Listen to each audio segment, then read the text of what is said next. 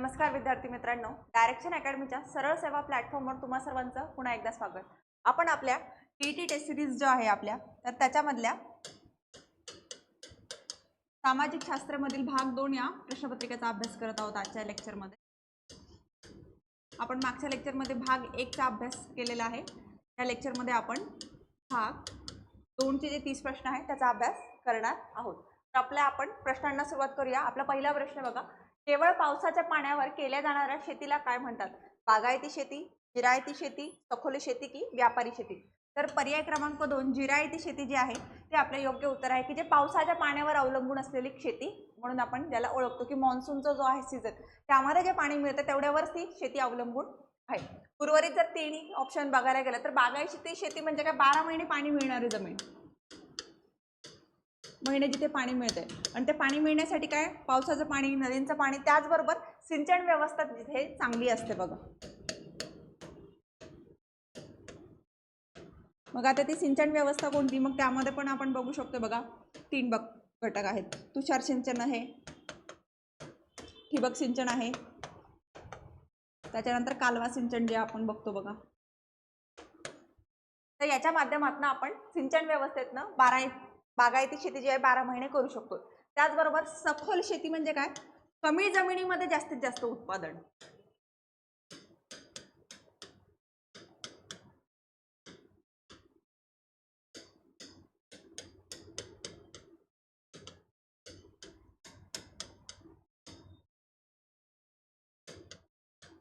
आणि व्यापारिक शेती जे व्यापारिक दृष्टिकोनातून केली जाणारी शेती, की ज्याच्यामधनं आपण नगदी पिकांचं उत्पादन जास्त घेतो बघा. कॅश क्रॉप जे आहेत का त्याचा उत्पादन घेतो आणि त्याच्यातनं आर्थिकदृष्ट्या महत्त्वपूर्ण शेती म्हणून आपण बघतो. आपलं पर्याय क्रमांक 2 जिरायती शेती हे योग्य उत्तर आहे, जी पावसाच्या पाण्यावर अवलंबून असते. पुढचं बघा, यवतमाळ जिल्ह्यातील गरम पाण्याचा झरा असलेले प्रसिद्ध ठिकाण कोणते? की यवतमाळमधील गरम पाण्याचे झरे आपल्याला सांगायचं आहे. पहिलं वज्रेश्वरी, दुसरं उन्हावरे, तिसरं सोपानदेव आणि चौथं कापेश्वर.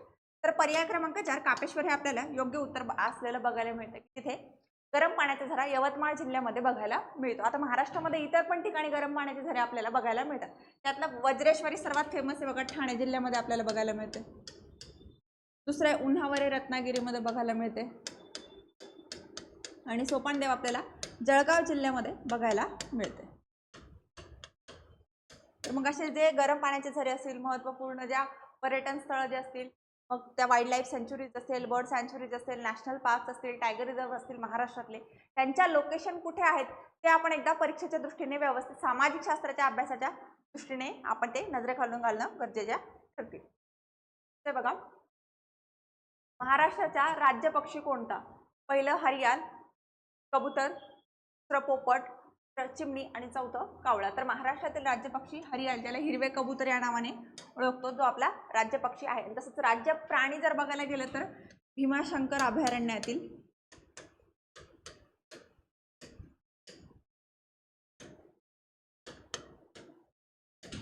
शेखरू नावाचा प्राणी आहे बघा. एक खार सदृश्य प्राणी असतो ज्याला आपण शेखरू या नावाने ओळखतो, जो आपला राज्याचा राज्य प्राणी आहे.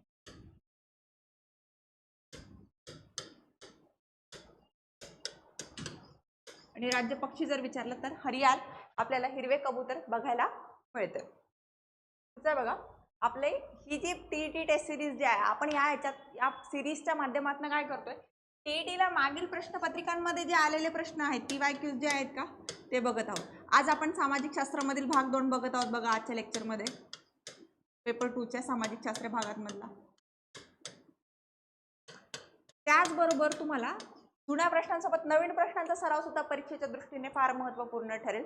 तर त्या अनुषंगाने पेपर 1 आणि पेपर 2 चे प्रत्येकी 10 टेस्ट अशा एकंदरीत पूर्ण अभ्यासक्रम कव्हर करणाऱ्या अशा 20 टेस्ट सिरीज आपण लॉन्च केलेल्या आहे, की त्याची फीस राहणार आहे आपली मात्र 299 रुपये. त्याच्याबरोबर आपल्याला टेस्ट सिरीज तर मिळतेच, त्याचबरोबर त्याचं सखोल विश्लेषण सुद्धा मिळते आणि तुमचा परफॉर्मन्स अनालिसिस सुद्धा करून दिलं जाणार आहे. तर डिस्क्रिप्शन बॉक्समध्ये तुम्हाला ॲपची लिंक आहे, तिथून तुम्ही टेस्ट सिरीज परचेस करू शकता. त्याचबरोबर तुम्हाला डिस्क्रिप्शन बॉक्समध्ये कॉन्टॅक्ट नंबर सुद्धा मिळेल, की जिथून तुम्ही टीईटी किंवा इतर सरळ सेवेसंदर्भात तुमच्या काही शंका असतील तर त्यातून माहिती मिळवू शकताय. आपण आपल्या प्रश्नांच्या सुरुवात करूया. आपला पुढचा प्रश्न बघा, गोव्यातील वैशिष्ट्यपूर्ण सांस्कृतिक उत्सव कोणता खालीलपैकी? गणेशोत्सव, नवरात्र, कार्निवल की दीपावली? तर पर्याय क्रमांक 3 कार्निवल फेस्टिवल जो आहे तो गोवामध्ये मोठ्या प्रमाणामध्ये सेलिब्रेट केला जातो. दीपावली जर बघायला गेलं तर पूर्ण भारतामध्ये, विशेषतः उत्तर प्रदेशमध्ये आपण बघतो बघा दीपोत्सव अयोध्येचे राम मंदिरामध्ये. त्यानंतर नवरात्री जर बघायला गेलं तर पूर्ण भारतभर जरी साजरा होत असली, परंतु विशेषतः नवरात्री म्हटल्यावर डोळ्यासमोर गुजरात हे राज्य येतं आणि गणेश उत्सवासाठी महाराष्ट्र प्रसिद्ध आहे.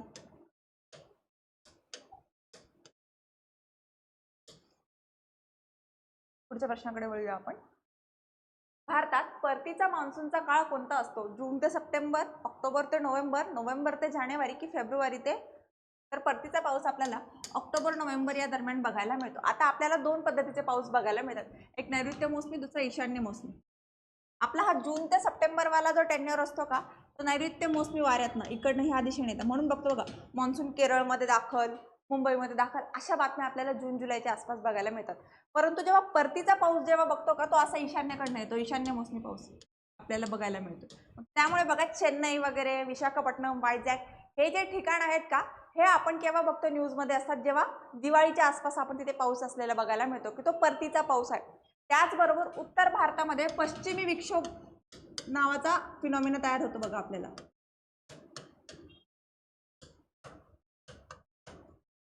भूमध्य सागरामधनं येणारी जी वारे ते आपल्याला उत्तर भारतामध्ये आपल्याला हिवाळ्याच्या पिरियडमध्ये पाऊस पडताना बघायला मिळतात, ज्याला वेस्टर्न डिस्टर्बन्स किंवा पश्चिमी विक्षोभ या नावाने ओळखत असतो, की ते पण परतीच्या पावसामध्ये कन्सिडर केले जातात. ग्रीनिचमुळे या मूळ रेखावृत्तावर गुरुवारी दुपारचे 12 वाजले असल्यास 45 डिग्री पश्चिम रेखावृत्तावर किती वाजले असतील? दुपारचे 3, गुरुवार सकाळचे 3, गुरुवार संध्याकाळचे 6 की गुरुवार सकाळचे 9? तर आता पश्चिमकडे, आता समजा ही पृथ्वी आपली आहे आणि त्याच्या मध्यभागी 0 डिग्री आहे आपल्याला ग्रीनिच लाईन. ओके, आता तुम्ही इकडून जर पूर्वेकडे जाणार तर ते प्लस होत जाणार आणि जसं तुम्ही पश्चिमेकडे येणार तर ते मायनस होत जाणार. पश्चिमेकडे ते मायनस होत जातं आणि एक रेखावृत्त बरोबर 4 मिनिटांचा फरक बघतो बघा. एक रेखावृत्त बरोबर 4 मिनिटांचा फरक आपल्याला बघायला मिळतो. आता 45 गुणिले 4 180 बरोबर. 180 म्हटल्यावर किती? 3 तास. 180 मिनिटं म्हटल्यावर आपल्याला किती झालं? 3 तास. तर आपल्याला 3 तास काय करावं लागेल? पश्चिमेला ना 45 डिग्री पश्चिम जाते त्यावर ग्रीनिच पासून मागे यायचं आपल्याला. तर म्हटल्यावर आपल्याला गुरुवारी मागे टाइम घ्यावा लागेल. तर 12 वाजेपासून आपल्याला 3 तास मागे यावं लागणार. म्हटल्यावर गुरुवारी सकाळचे 9 वाजलेले असतील बघा ते बरोबर. तेच जर पश्चिमेच्या ऐवजी जर इथे पूर्व शब्द असता समजा, कॅल्क्युलेशन सेम हेच राहिलं असतं, फक्त आपल्याला 3 तास 12 पासून पुढे 1 2 3 तर गुरुवारी दुपारचे 3 वाजले असते. म्हटल्यावर एक रेखावृत्त बरोबर 4 मिनिटांचा फरक आपल्याला बघायला मिळतो. हे लक्षात ठेवायचं आहे. आणि भारताचं जे 82 डिग्रीवर जे आहे बघा मिडल रेखावृत्त ते 5.30 मिनिटे पुढे आहे ग्रीनिच पासून. का? कारण की आपली लोकेशन पूर्वेकडे आहे. आपण पुढे पुढे जातो. पूर्वेकडे जाणार तर ते पुढे जाणार, पश्चिमेकडे येणार तर प्रत्येक रेखावृत्तावर 4 मिनिटांचा फरक पडणार. तर बघा 23.30 डिग्री ते 3.30 डिग्री रेखावृत्त दरम्यान प्रदेशास कोणता पट्टा म्हणतात? समशीतोष्ण, शीत, उष्ण की उबदार? आता आपली पृथ्वी आहे, हा 0 डिग्री इक्वेटर विषुववृत्त, त्याच्यावरती 23.5 आणि खाली 23.5 बरोबर 23.30. उत्तरेला काय आहे? कर्कवृत्त भारतातनं जातं बघा. दक्षिणेला काय? मकरवृत्त. आणि हा जो एरिया हा काय आपला उष्णकटिबंधीय, जो उबदार असतो आणि असतो म्हणजे काय त्याला काय म्हणतो आपण? टेम्परेट झोन, उष्णकटिबंधीय.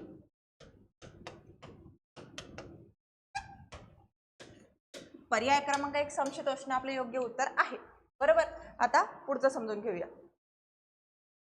आता 60.30 वाला नॉर्थ आणि साऊथ दोन्ही ठिकाणी हॉर्स लॅटिट्यूड वाला जो 45 वर जातो त्याच्यावरती जर बघायला गेलं तर हा काय पोलर रिजन मध्ये काय शीत आहे, शुष्क आहे, कोरडेपणा आहे. परंतु हा जो एरिया आहे का अचानक तर असं नाही होणार ना की उष्ण आहे की लगेच बर्फ पडायला लागला नाही ना, तो वारा असा एकदम स्टेप बाय स्टेप त्या वातावरणामध्ये फरक बघायला मिळेल. तर त्या अनुषंगाने हा जो क्षेत्र असतो का 60 डिग्री पर्यंतचा, उत्तरेला पण आणि दक्षिणेला पण, त्याला काय म्हणतो आपण, समशीतोष्ण क्षेत्र, सब ट्रॉपिकल.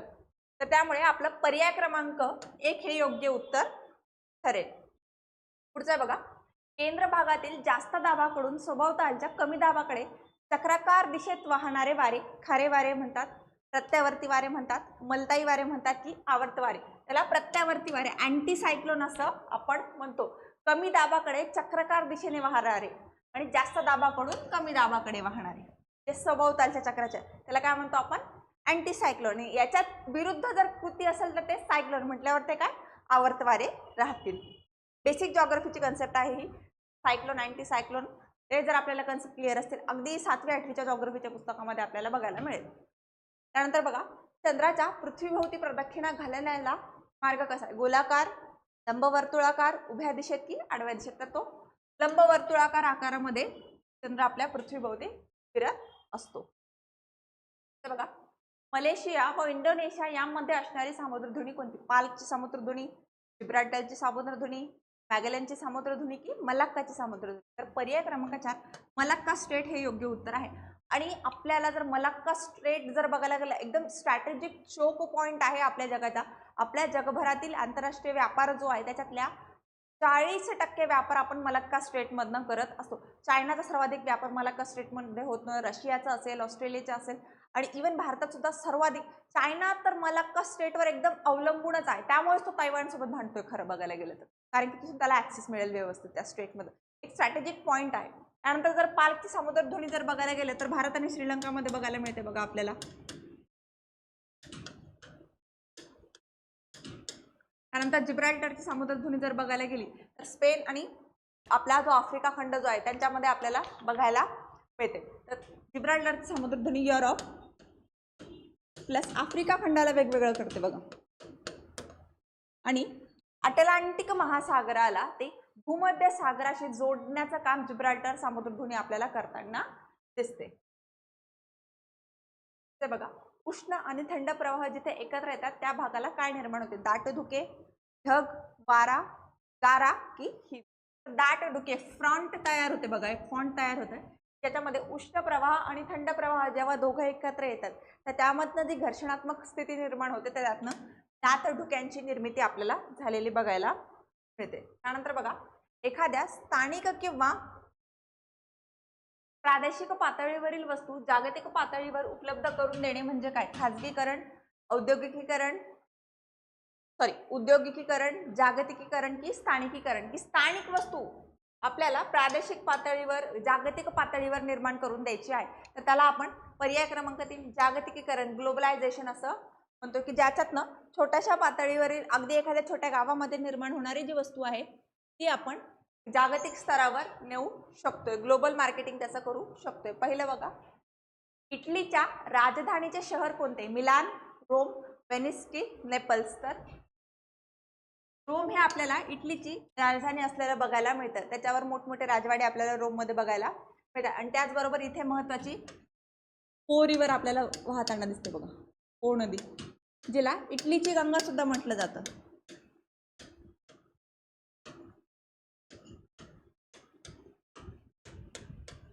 त्यानंतर बघायला गेलं तर वेनिसला आपण कालव्यांचं शहर म्हणून प्रसिद्ध आहे.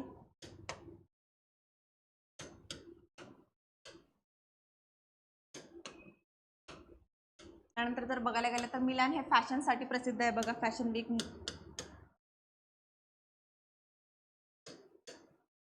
वेगवेगळे फॅशन इव्हेंट्स त्याच्यावर आपल्याला ऑर्गनाईज केलेले बघायला मिळतात. त्यानंतर पुढचं बघा, नकाशावरील समोच्चता रेषा जवळजवळ असलेला जमिनीचा उतार काय, तीव्र असतो, समान असतो, मंद असतो की अंतर्वक्र असतो. तर तीव्र उतार जेव्हा असतो का जमिनीला तेव्हा समोच्चता रेषा ह्या जवळजवळ असतात. समोच्चता रेषा म्हणजे काय, समान उंची असलेला क्षेत्र. तर आपल्याला नकाशावर समोच्चता रेषा दर्शविल्या जातात. तर समदाब रेषा असतात बघा, समभार रेषा असतात का, तर त्या काय वायू दाब जो आहे, एअर प्रेशर जे आहे ते दाखवतात. त्याच्यानंतर जर बघायला गेलं तर आपल्याला समपर्जन्य रेषा हे पर्जन्यमान कसं आहे ते दर्शवतात आपल्याला. या अशा वेगवेगळ्या रेषा आपल्याला नकाशाशास्त्रामध्ये बघायला मिळतात. पुढचा बघा, ताडोबा व पेंच व्याघ्र प्रकल्प आहेत महाराष्ट्रात नेमकं कुठे आहेत? पश्चिम महाराष्ट्र, मध्य महाराष्ट्र, पश्चिमी घाट की पूर्वी घाट? तर आपल्याला माहिती आहे ताडोबा आणि पेंच व्याघ्र प्रकल्प हे का आपल्याला विदर्भामध्ये बघायला मिळतात. आणि विदर्भ जर महाराष्ट्राच्या लोकेशनवर जर इमॅजिन केलं तर पूर्व महाराष्ट्राच्या भागामध्ये कन्सिडर केलं जातं. तर पर्याय क्रमांक 4 हे आपलं योग्य उत्तर ठरेल. ताडोबा व पेंच व्याघ्र प्रकल्प हे आपल्याला पूर्व महाराष्ट्रामध्ये बघायला मिळतात. तसेच आपल्याला इथे सह्याद्री टायगर रिझर्व सुद्धा आपल्याला बघायला मिळते.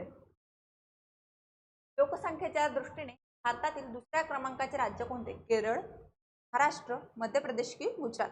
तर लोकसंख्येच्या दृष्टीने महाराष्ट्र राज्य हे दुसऱ्या क्रमांकावर आपल्याला बघायला मिळते. कधीच्या 2011च्या आकडेवारीनुसार. आता जी 27ला जे सेन्सस होते त्याची जी आकडेवारी येईल त्याच्याने आपल्याला फेरबदल कदाचित बघायला मिळू शकतो. परंतु सद्यस्थितीला आपल्याला महाराष्ट्र सेकंड नंबरवर असलेला बघायला मिळतो. तर पहिल्या नंबरवर कोणता आहे? उत्तर प्रदेश.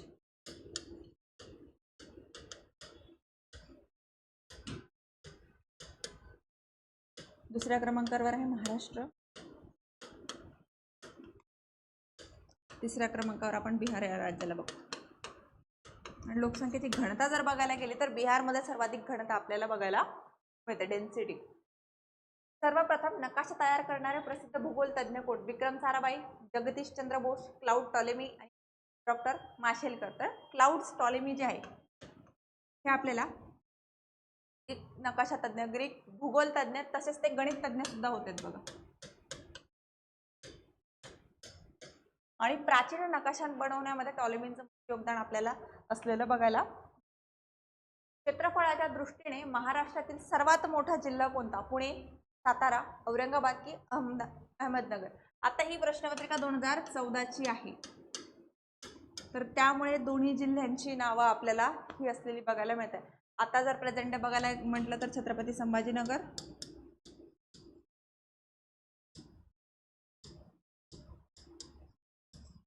इकडे अहिल्यानगर.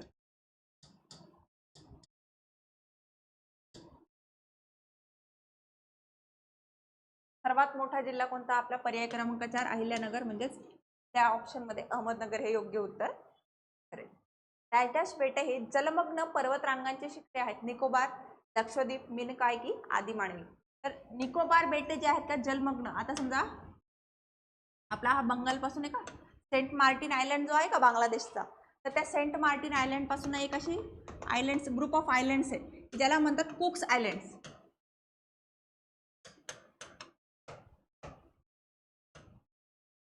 आता हे जे कुक्स आयलंडची जी ही रेंज आहे का त्याच्यामधले काही आयलंड्स जे आहेत का ते जमिनीखाली पाण्याखाली दाबलेले आहेत आणि काही आयलंड्स आपल्याला वरती आलेले बघायला मिळतात.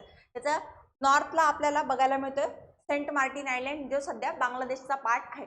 तर तीच एक जी स्केल जी आहे का ती लाईनच मग इकडे आपल्याला अंडमान निकोबार आयलंड्स बघायला मिळत आहे जिथे मग आपल्याला 10 डिग्री चॅनल 8 डिग्री चॅनल बघायला मिळतं. तर पर्याय क्रमांक 1 निकोबार बेट जे आहे का ते आपल्याला बघायला मिळतात. लक्षद्वीप बेटे आपल्याला सेपरेट असलेले आहेत. आदी मानवी आणि मिनकॉय आयलंड्स आपल्याला इकडे या साईडला बघायला मिळतात. त्यानंतर बघा जगातील सर्वोच्च पर्वतरांग कोणती? रॉकी पर्वत, ॲप्लेशियन माउंटेन्स, हिमालय की अँडीज? तर हिमालय पर्वतरांगा सर्वात उंच आहे कारण की इथे माउंट एव्हरेस्ट आहे बघ.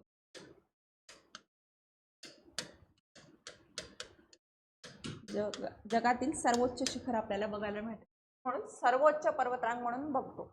रॉकी पर्वत कुठे आपल्याला उत्तर अमेरिका खंडात बघायला मिळतात. ॲप्लेशियन माउंटेन्स आपल्याला आफ्रिका खंडामध्ये बघायला मिळतात. ॲप्लेशियन ड्रॅकेनबर्ग. त्यानंतर जर बघायला गेलं तर अँडीज आपल्याला दक्षिण अमेरिका खंडामध्ये बघायला मिळतात.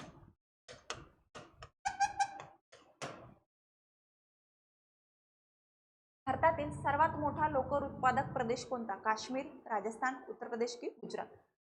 बऱ्याच वेळांना काश्मीर वाटू शकते परंतु याचं उत्तर राजस्थान आहे. बघा लोकर उपलब्ध असणं त्याचं उत्पादन होऊन ते विकणं हे एक दोन वेगळ्या गोष्टी आहेत. तर त्या दृष्टीने राजस्थान इथे काश्मीरला मागे सोडून पुढे गेलेला आपल्याला बघायला. खत निर्मितीसाठी उपयोगी पडणारा फॉस्फेट कुठे आढळतो? ललितपूर, भरतपूर, नागपूर की इंदोर? तर पर्याय क्रमांक 1 ललितपूर हे आपल्याला योग्य उत्तर आहे. पुढचे बघा आफ्रिकेतील सर्वोच्च शिखर कोणते?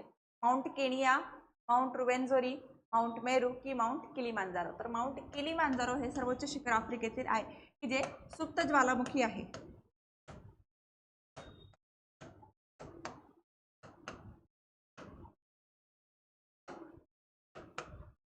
तसंच भारतामध्ये पण अंदमान निकोबार आयलंडवर आपल्याला बॅरन बेट बघायला मिळतं बघा,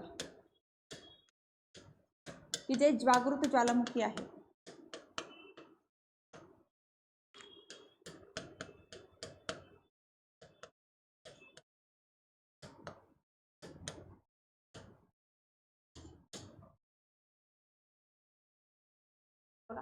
एल निनो या स्पॅनिश शब्दाचा अर्थ काय? लहान मुलगी, लहान मुलगा, वृद्ध स्त्री की वृद्ध पुरुष? तर लहान मुलगा असतो बघा एल निनो. आता एल निनो आणि ला निना या दोन फिनॉमिना असतात बघा जॉग्राफीमध्ये. मग त्याच्या माध्यमातून आपण पेरू वगैरे जो एरिया आहे, पेरू ऑस्ट्रेलियावाला जो रिजन आहे, पॅसिफिक रिजन मधले जे वॉर्म वॉटर, जे सरफेस जे आहे पाण्याचं ते जे गरम होतं, त्याचाच परिणाम भारतीय मॉन्सूनवर सुद्धा आपल्याला होताना बघायला मिळतात. तेच वारे पुढे मग वाहत आपल्याला हिंद महासागरामध्ये, तिथून आपल्या मॉन्सूनला ते इफेक्ट करताना बघायला मिळतात. तर आपल्याला असतं बघा ला निनो लहान मुलगा आणि ला नीना म्हणजे लहान मुलगी असा त्याचा अर्थ होतो. देवप्रयाग जवळ भागीरथी नदी कोणत्या नदीला मिळते? घाघरा नदी, कोसी नदी, अलकनंदा की महानंदा? अलकनंदा आणि भागीरथी देवप्रयाग इथे एकत्र येऊन पुढे मग त्याला आपण गंगा नदी असं म्हणतो बघा. म्हणजे हरिद्वारच्या अगोदर देवप्रयाग इथे गंगा नदी सुरू होताना बघायला मिळते. जर गंगा नदीचं जर बघायला गेलं तर आपल्याला डायरेक्ट गंगा नदी गंगोत्री ग्लेशियर मधनं बघायला मिळत नाही. अलकनंदा आणि भागीरथीचा संगम देवप्रयाग इथे होतो उत्तराखंडमध्ये, हरिद्वारच्या उत्तरेला. तर गंगा नदी आपल्याला हरिद्वारमध्ये मग वाहताना बघायला मिळते. तसंच एक महत्त्वपूर्ण संगम आहे तो म्हणजे प्रयाग संगम. तिथे गंगा आणि यमुना या दोन नद्यांचा संगम बघायला मिळते. तसंच पंचप्रयाग आपल्याला उत्तराखंडमध्ये बघायला म्हणजे आपण बघतो गंगा नदी संदर्भात, मग त्यामध्ये कर्णप्रयाग असेल, रुद्रप्रयाग असेल, देवप्रयाग असेल, प्रयागराज असेल, हे प्रयाग जे आहेत का ते बघायला मिळतात. म्हणजे प्रयाग म्हणजे काय तर संगम आहेत दोन नद्यांचा.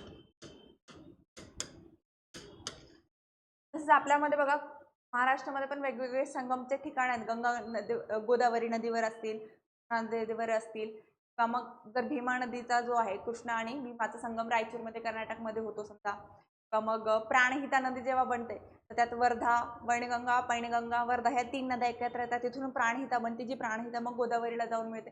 ते असे हे जे संगम स्थळ जे आहेत महाराष्ट्रातील, खास करून गोदावरी नदीमधील आणि कृष्णा नदीमधील, तर ते आपण परीक्षेच्या दृष्टीने एकदा व्यवस्थित बघणं गरजेचे आहे. पंचप्रयाग तर बघाच तुम्ही गंगा नदीचे, पण त्याचबरोबर महाराष्ट्रातील संगम सुद्धा आपण परीक्षेच्या दृष्टीने बघणं फायदेशीर. नंतर बघा पोर्टिरिको गर्ता कोणत्या महासागरातील आहे? अटलांटिक, पॅसिफिक, हिंद की आर्क्टिक? तर पोर्टिरिका गर्त ही आपल्याला अटलांटिक महासागरातील सर्वात खोल गर्त ट्रेंच म्हणून ओळखली जाते.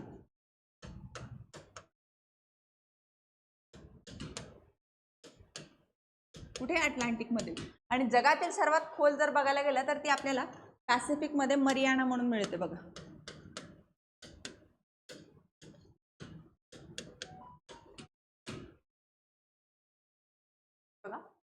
गहू उत्पादनात जगातील प्रथम क्रमांकाचा देश कोणता? भारत, संयुक्त संस्थाने, USA, चीन की कॅनडा? तर गव्हाच्या उत्पादनामध्ये चीन अग्रेसर आहे आणि भारताचा दुसरा क्रमांक आहे.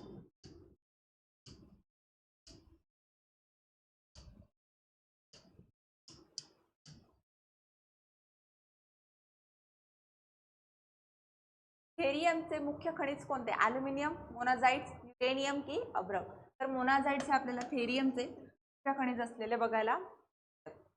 कोणत्या देशात महामार्गाला ऑन्टे रोड्स असे म्हणतात? Great Britain, Germany, France? तर पर्याय क्रमांक 2 जर्मनीमध्ये आपल्याला ऑटो रोड्स असं म्हणतात महामार्गांना ऑफिशियली.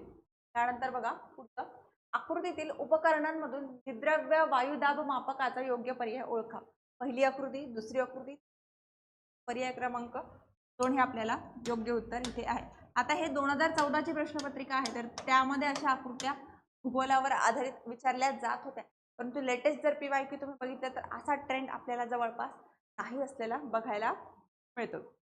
तर अशा रीतीने आपले हे 2014चे जे सामाजिक शास्त्र जो आहे घटक,